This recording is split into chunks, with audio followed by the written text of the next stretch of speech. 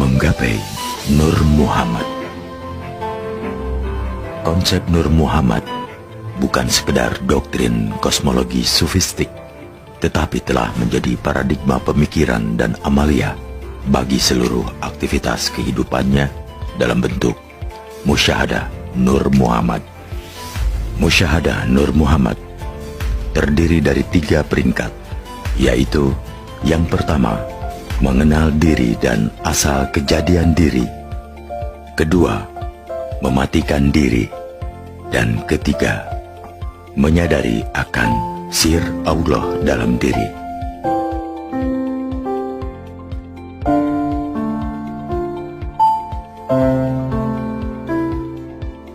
Yang dimaksud dengan mengenal diri dan asal kejadian diri, menyaksikan dengan kesadaran hati yang penuh bahwa diri manusia itu ada sebab Nur Muhammad. Nur Muhammad adalah sifat Allah yang memancar dari zat yang tidak dikenal.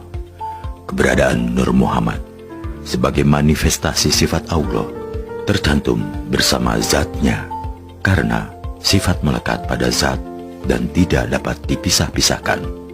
Sedangkan manusia dan alam terjadi dari Nur Muhammad.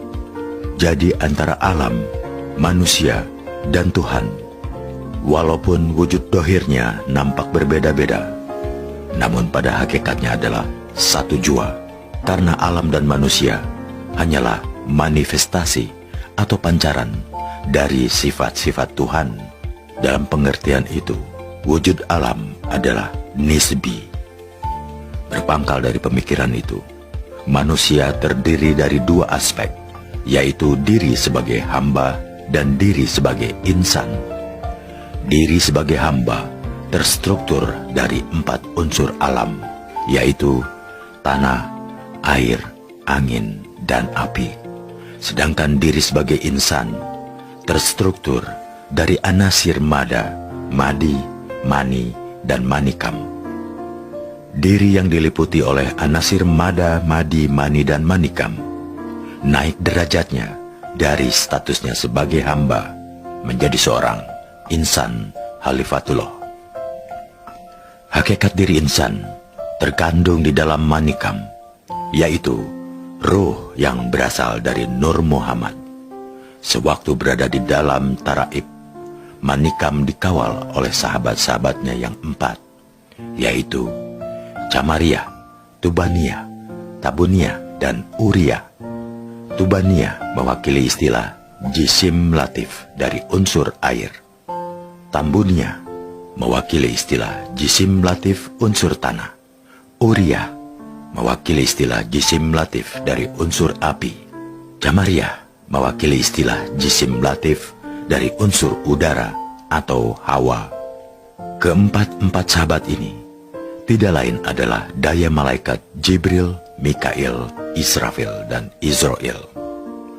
Jibril dan Mikail melambangkan sifat jalal dan jamal Allah, sedangkan Izrail dan Israfil sebagai itibat sifat kohar dan kamalnya, atau dalam tasawuf Jawa juga dikenal dengan sebutan saudara 4 atau dulur papat. Mereka senantiasa ada bersama-sama diri, membimbingnya menuju kehidupan anak insan yang sempurna, yaitu yang sadar akan asal muasalnya dari kehadirat Tuhan yang Maha Esa. Yang dimaksud mematikan diri sebelum kematian, mematikan diri dalam konteks ajaran tasawuf bukan berarti bunuh diri, tetapi maksudnya selagi manusia masih hidup, hendaklah memasuki alam kematian dalam kehidupan nyata. Dengan kata lain, mematikan diri adalah mati dalam hidup yang diusahakan secara sadar, yaitu dilakukan dengan memfanakan diri ke dalam liputan Tuhan Al-Hayyu melalui musyahadah Nur Muhammad. Mati dalam hidup tidaklah berarti hancur dan musnah. Dalam kematian ini, manusia memasuki alam kehidupan yang sebenarnya, yaitu Hayyun.